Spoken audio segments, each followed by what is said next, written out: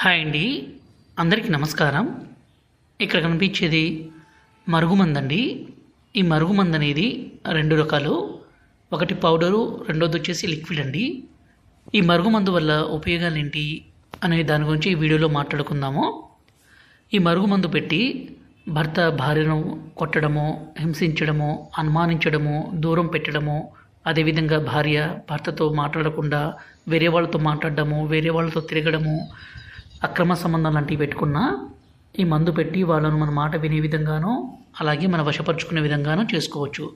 ఈ రోజుల్లో ప్రధాన సమస్య భార్యాభర్తల మధ్య గొడవలు జరగడము, అదేవిధంగా ప్రేమికుల మధ్య సమస్య ఉన్న, అత్తాకోడల మధ్య ఇబ్బంది ఉన్న ఈ మందును పెట్టవచ్చండి.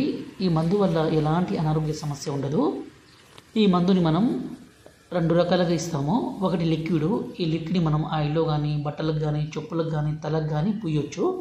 రెండవది వచ్చేసి ఈ పౌడర్ని తాగే దాంట్లో, అంటే జ్యూస్లో కావచ్చు, కూల్ డ్రింక్స్లో కావచ్చు, అన్నంలో కావచ్చు, కర్రీస్లో కావచ్చు, దేంట్లోనైనా సరే ఇవ్వడం ద్వారా